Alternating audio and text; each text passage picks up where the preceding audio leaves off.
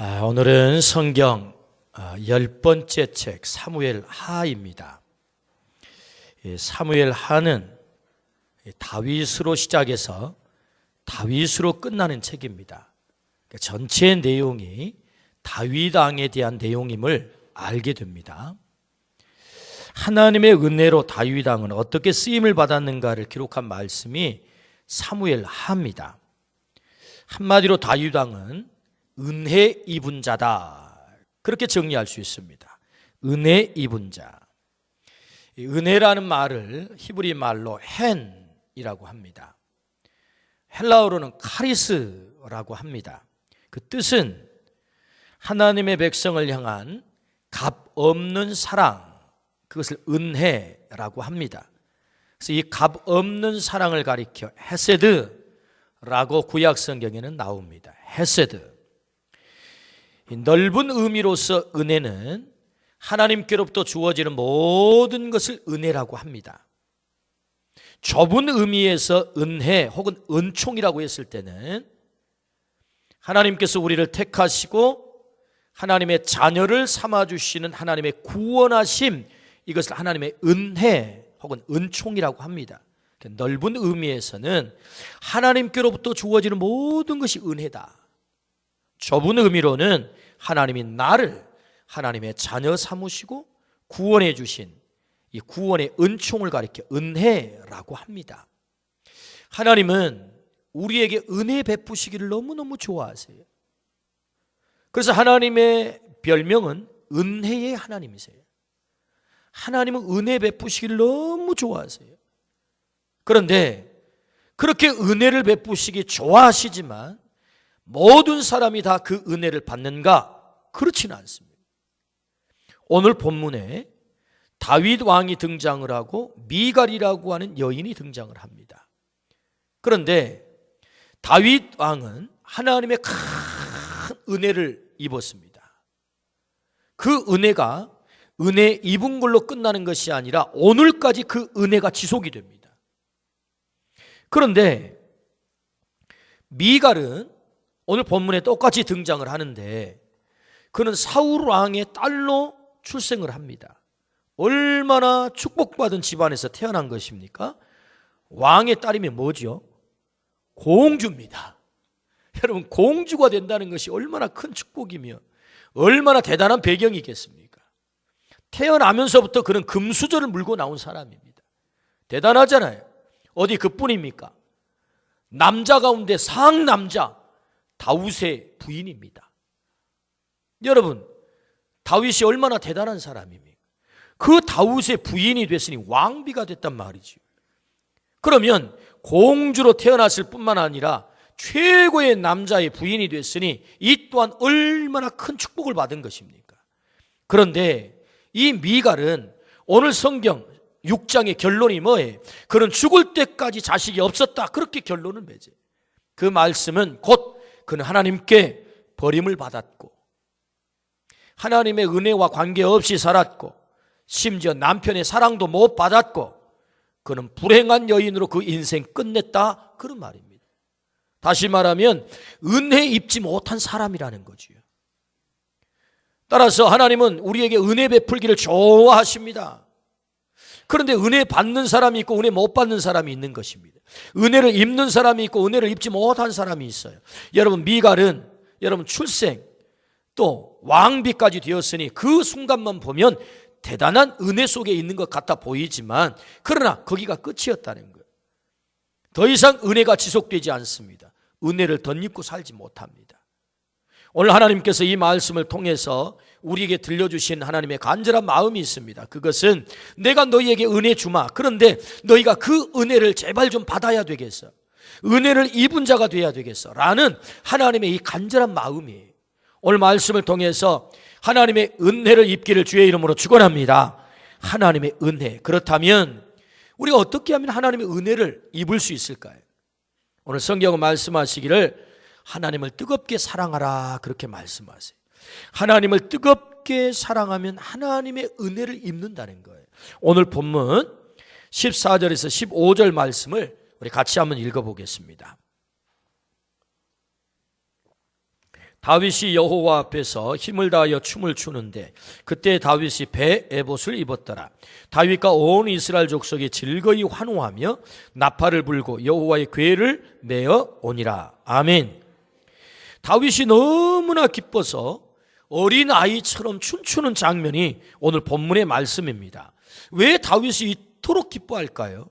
그것은 법궤가 다윗성, 시온성, 예루살렘성, 똑같은 말입니다.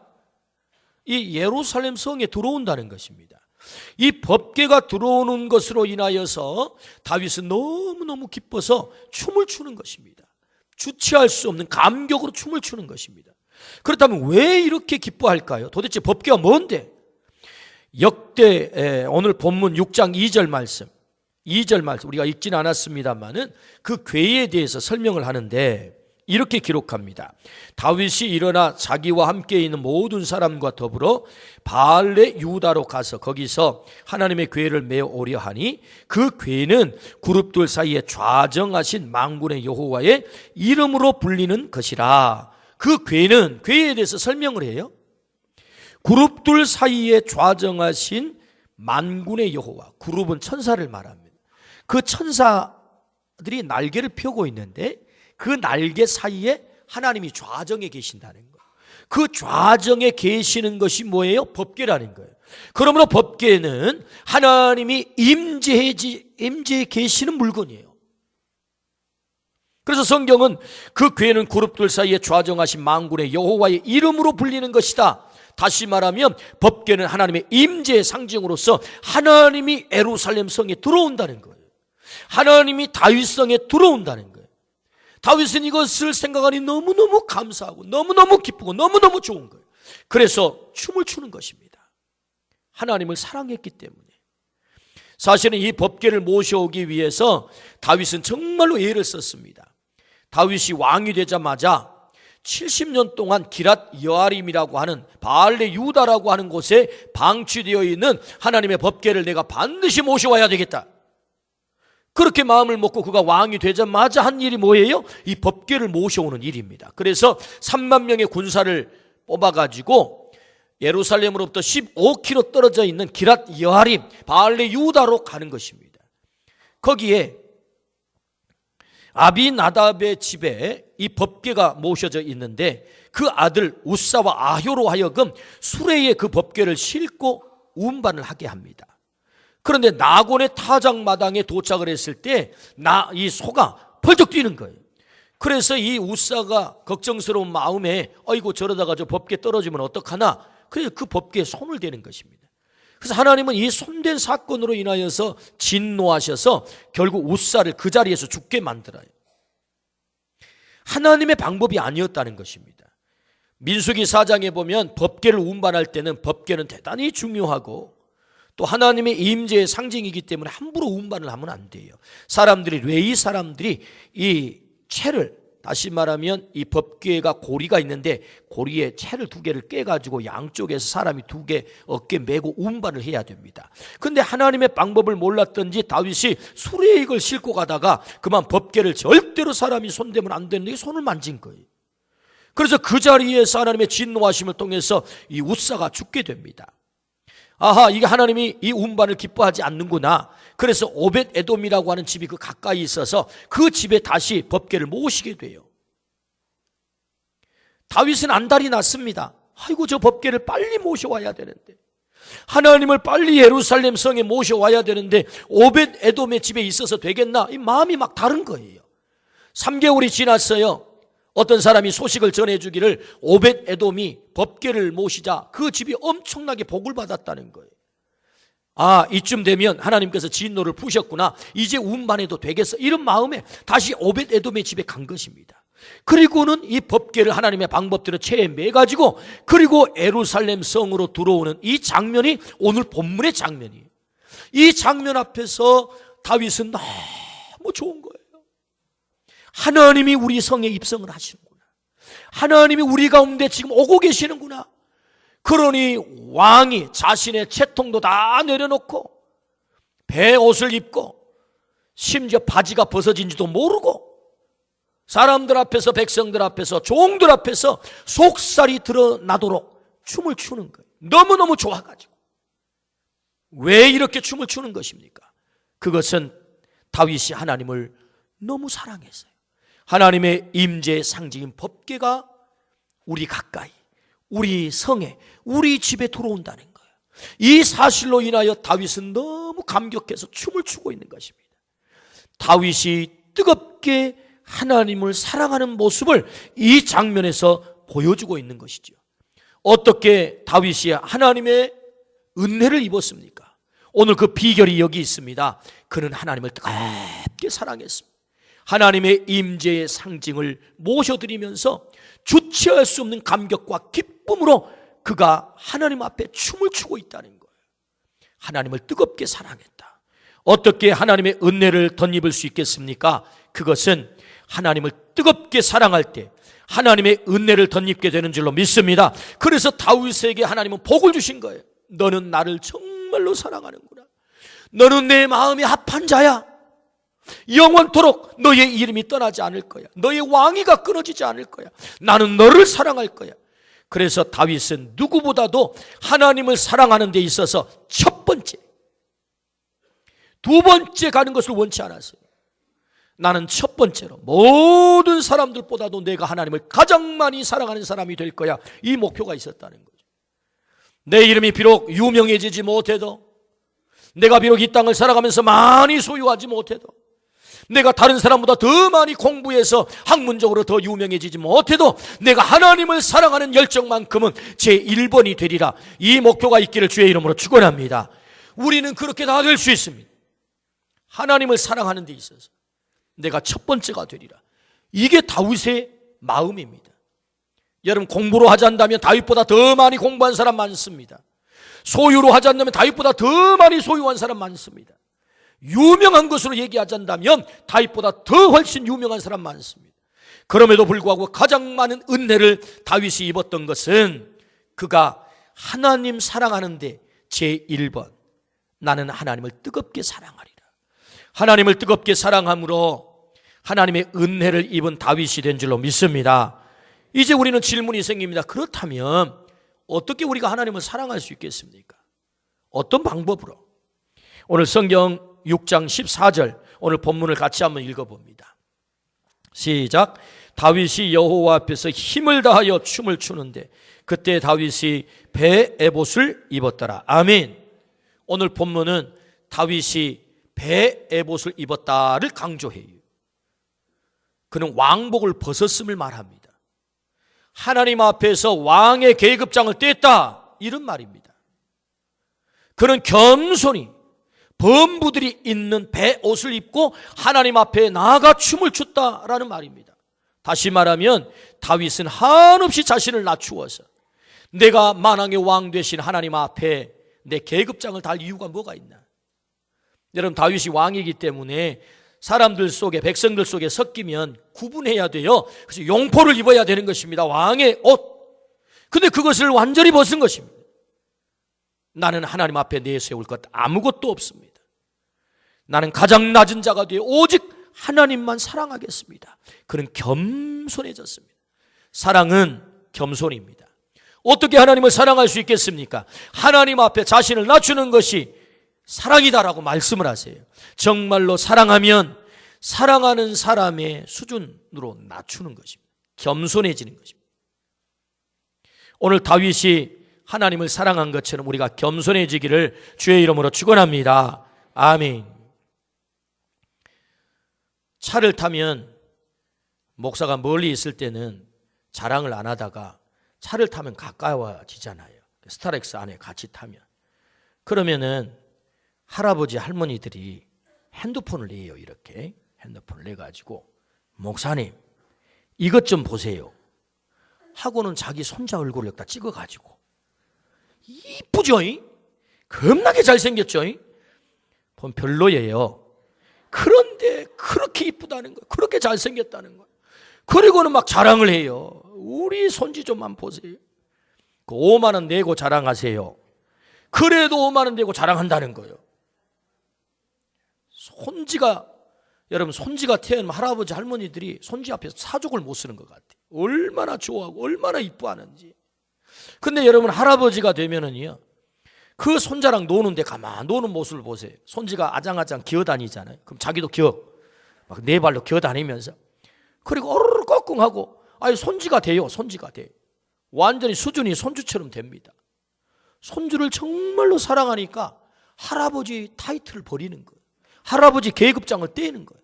그리고는 그 자리로 낮아지는 것입니다. 그래서 같이 눈높이를 맞춰놓고 같이 사랑하는 거예요. 이 모습을 통해서 정말 사랑하면 여러분, 사랑하는 사람 앞에 자기를 내세우지 않습니다. 다윗 왕이 계급장을 뗐습니다. 왕복을 벗었습니다. 그리고 베옷을 입었습니다. 이것은 겸손을 말합니다. 진정으로 하나님을 사랑하는 거죠. 그러므로 하나님은 겸손한 자를 높여주신다라고 말씀합니다. 교만은 패망의 선봉이지만 겸손은 존귀의 앞잡이다. 하나님 앞에 우리가 한없이 겸손해질 때 하나님이 우리를 높여주실 줄로 믿습니다. 다윗이 왕복을 벗으니 하나님께서 다윗에게 복을 주셔서 그의 이름을 가장 창대하게 하셨다. 가장 그의 이름을 높여주셨다. 이것이 하나님을 사랑하는 방법이라는 거예요. 우리 모두가 하나님을 겸손히 사랑하기를 주의 이름으로 축원합니다. 그럴 때 그 뜨거움의 사랑을 통해서 하나님께서는 다윗에게 은혜를 주시는 것입니다. 그 사랑의 그릇으로만 하나님의 은혜를 담을 수 있다는 거예요. 겸손의 그릇으로 하나님의 은혜를 담을 수 있고, 사랑의 그릇으로만 하나님의 은혜를 담을 수 있는 것입니다.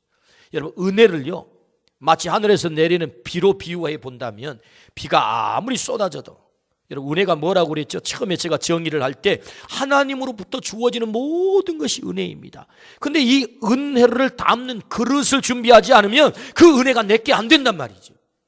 다윗은 그 그릇을 준비한 거예요. 그게 뭐예요? 사랑이라고는 하나님을 사랑하는 그릇을 준비했더니 그 은혜가 다윗에게 넘치게 쌓인 것입니다. 그 누구보다도 하나님을 많이 사랑한 큰 그릇을 준비한 거죠. 그는 겸손의 사랑의 그릇을 준비한 거예요. 겸손해졌어요. 베옷을 입었다. 오늘도 하나님 앞에 우리가 나아갈 때 우리의 교만함, 나 많이 알아요, 그거 나 다 들은 거예요, 이미 알고 있었던 겁니다.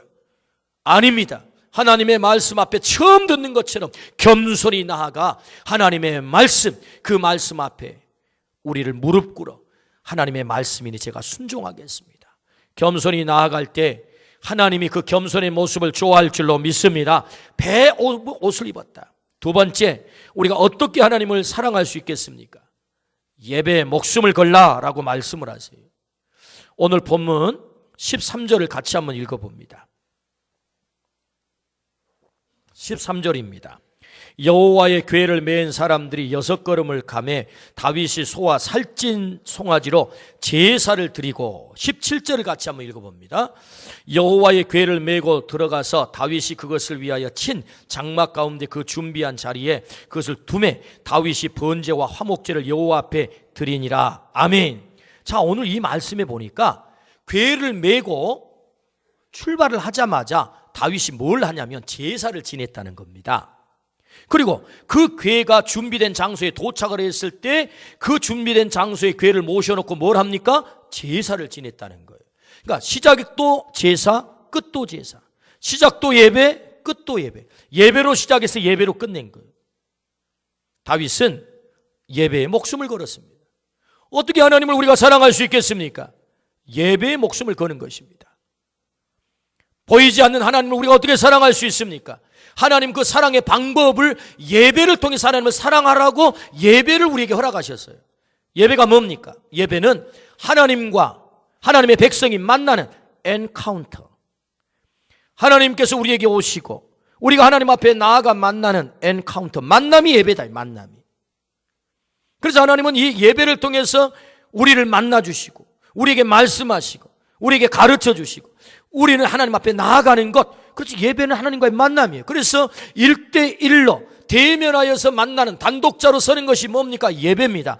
여러분이 함께 예배를 드리지만 사실은 내가 하나님 앞에 1대1로 서는 거예요, 지금. 그래서 우리에게 예배를 통해서 하나님의 사랑을 경험할 뿐만 아니라 하나님께 우리의 사랑을 고백하라. 그것이 예배입니다. 예배. 다윗은 시작해서 예배를 드렸습니다. 마칠 때도 예배를 드렸습니다. 예배에 온전히 목숨을 걸었습니다. 하나님은 예배를 통해서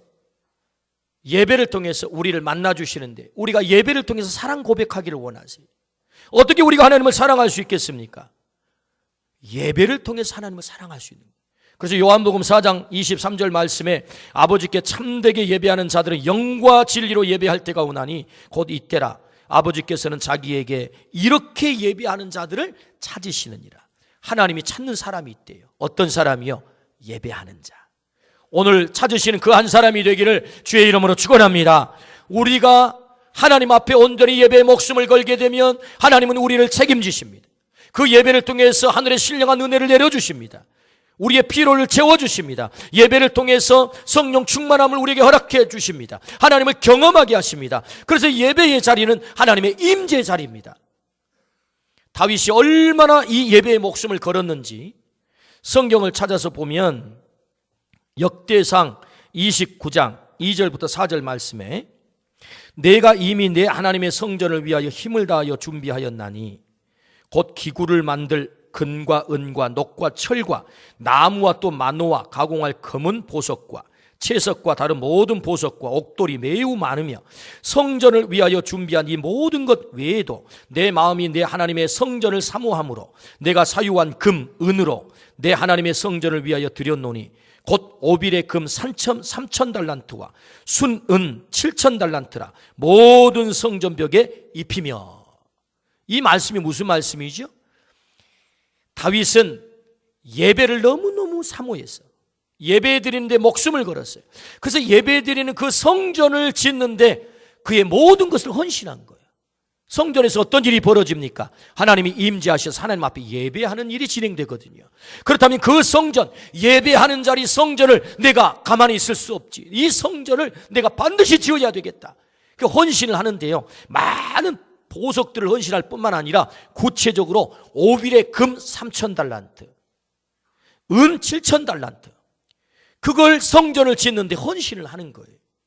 다윗이 얼마나 예배에 목숨을 걸었는지, 그 성전을 얼마나 사랑했는지를 보여주는 단적인 증거인데, 여러분, 은 7천 달란트면 오늘날의 화폐로 환산을 해보면 얼마가 될까요? 계산을 해봤더니 은 1달란트가 장정이 6천일 동안 일한 품삯이에요. 은 1달란트가. 그러니까 은 1달란트는 6천 데나리온입니다. 혹은 6천 드라크마, 같은 얘기입니다. 장정이 6천일 동안 일한 품삯. 그러면 여러분 생각해 보십시오. 7천 곱하기 6천 곱하기 하루 일당 5만 원. 그럼 얼마입니까? 계산을 해보니까 20억도 아니고 200억도 아니고 2천억도 아니고 무려 2조예요. 2조. 은 7천 달란트. 그럼 금은 또 얼마 갑니까? 금은 은의 15배예요. 값이. 그러니까 3천 곱하기 6천 곱하기 15 곱하기 15배니까 일당 5만 원, 5만 곱하기. 그러면 무려 13조가 되는 거예요. 어마어마한 액수입니다, 여러분. 물론 성경이 거짓말을 기록하지 않을 거예요. 다윗이 성전 짓는데 그 성전을 너무너무 사랑해가지고 하나님을 예배하는 성전을 짓는데 내가 어떻게 가만히 있을 수 있어? 그가 가지고 있는 재산에 은을 7천 달란트, 금을 3천 달란트, 무려 2조 13조가 되는 이 어마어마한 금과 은을 드렸다는 거. 여러분 생각해 보면 이거 미친 짓입니다. 이게 도대체 말도 되지 않는, 아니 무슨 건물 하나 짓는데 무슨 돈이 이렇게 많이 필요해요. 이렇게까지 할 필요 없습니다. 그런데 왜 다윗이 이렇게 하는 거예요? 그것은 하나님을 너무 사랑하는 거예요. 하나님께 예배하는데 그런 목숨을 건 것입니다. 하나님의 성전을 짓는데 내가 가지고 있는 것, 이것을 하나님 앞에 드릴 수 있다면 이것이 감사한 거야. 그래서 다윗은 29장, 역대상 29장에 하나님 앞에 드리고 나서 고백이 뭐예요? 하나님께서 주신 것으로 제가 즐거이 드릴 수 있는 것, 즐거이 드릴 수 있어서 감사합니다. 내 것 드린 게 아니에요. 하나님이 내게 주신 것으로 제가 즐거이 하나님께 드렸나이다. 할렐루야. 다윗이 가난해졌습니까? 다윗의 존재가 사라졌습니까? 아니더라는 거예요. 하나님께 예배의 목숨을 걸고 하나님의 성전을 사랑했던 이 다윗은 하나님이 한없이 높여주셨다. 그런 예배의 목숨을 걸었습니다.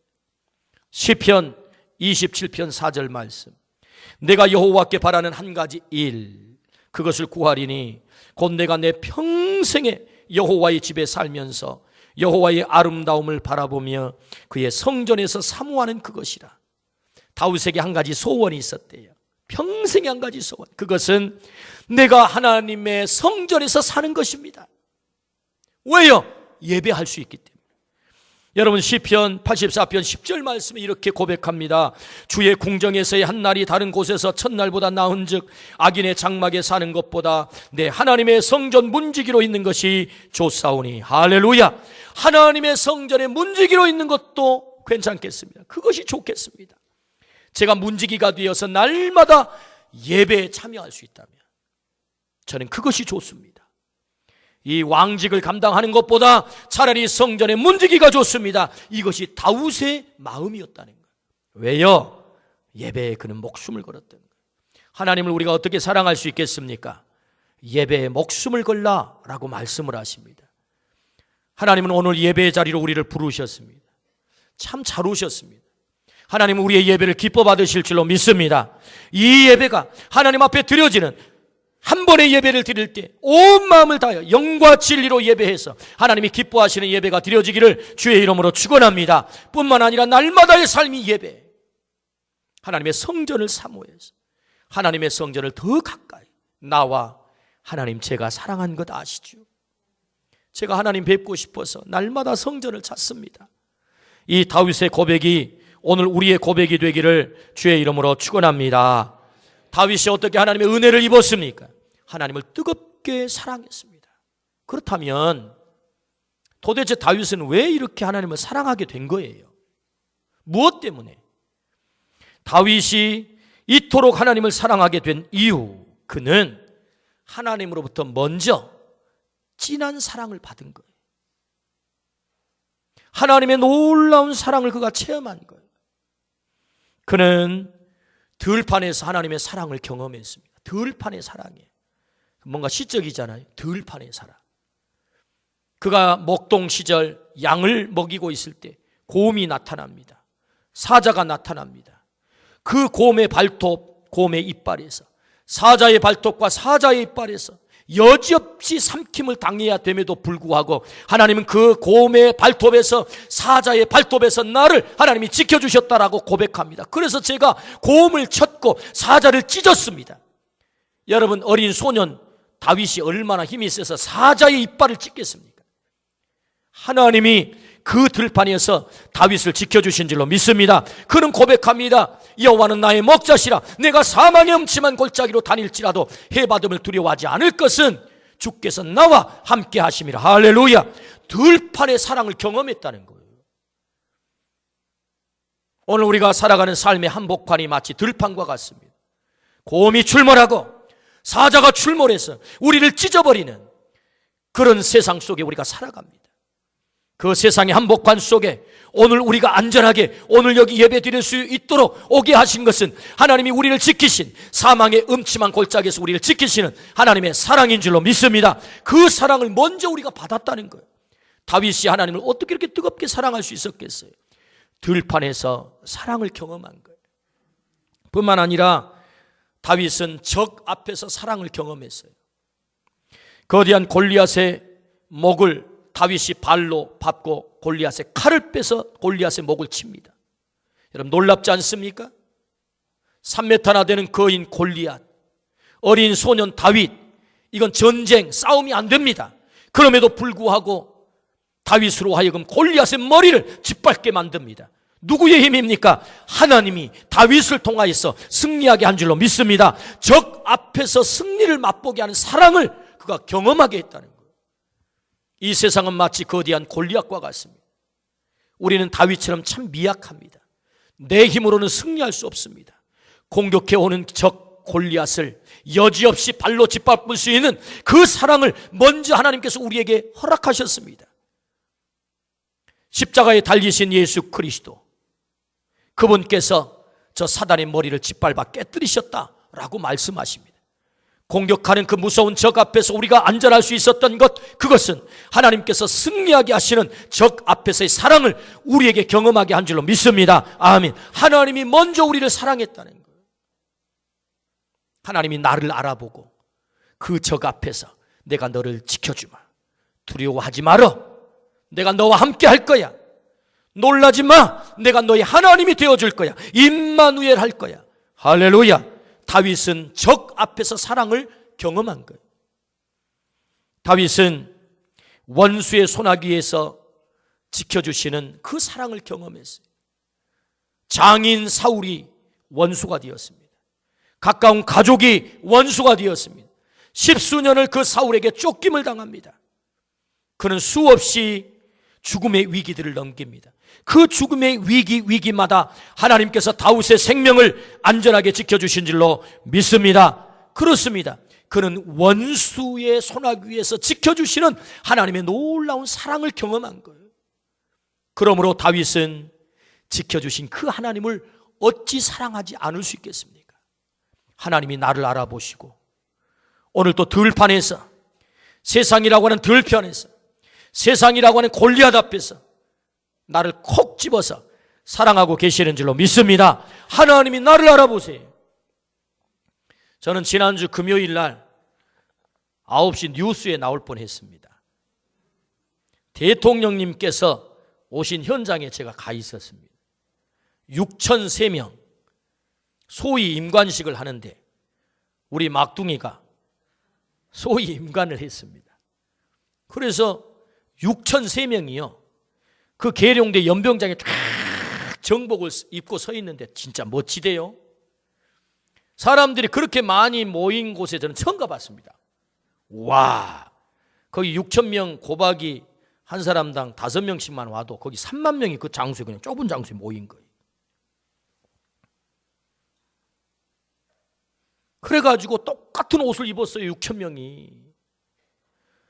우리는 멀리 스타디움 저 언덕 위에 앉아 있었어요.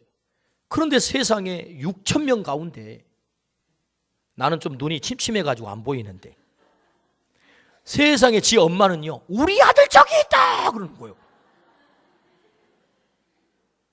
놀랬어요. 아무리 봐도 내 눈에는 잘 안 보이는데 우리 아들이 보인다는 거예요.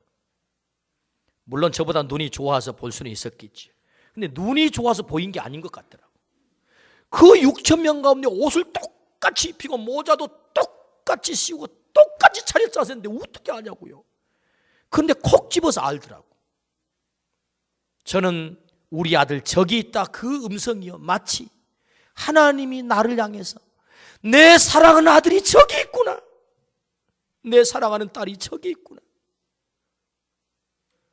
6,000명이 아니 70억이 있어도 나는 너를 절대로 잊어버리지 않을 거야. 들판에서도, 적 앞에서도, 원수 앞에서도 내가 너를 놓칠 수 없지. 내가 너를 잊어버릴 수 없지. 어떻게 네가 내게 잊혀지겠어? 저는 그것이 하나님의 음성처럼 들려오더라니까. 와, 내 아들이 저기 있다. 하나님이 우리를 향해서 그렇게 하신다. 다윗이 어떻게 하나님을 뜨겁게 사랑할 수 있었겠어요? 이 사랑을 경험한 거. 그 수많은 사람 가운데 그 소년 다윗을 콕 집어가지고 내가 너를 사랑할 거야. 사망의 음침한 골짜기에서도 내가 너를 떠나지 않을 거야. 때문에 이 사랑을 경험했던 다윗은 하나님의 법궤가 예루살렘 성에 들어오니 어떻게 주체할 수 있겠어요? 너무너무 기뻐 그는 춤을 추는 것입니다. 그의 뜨거움의 사랑의 고백이 억지춤이 아니잖아요. 그야말로 영혼에서 우러나온 춤을 추는 것입니다. 옷이 다 벗겨져도 관계없습니다. 왕복을 입지 못해도 관계없습니다. 계급을 떼고 내가 하나님 앞에 나아가 이 사랑을 고백해야지. 다윗이 어떻게 하나님의 은혜를 입은 자가 됐을까요? 하나님을 뜨겁게 사랑했다. 하나님은 우리를 먼저 사랑하셨어요.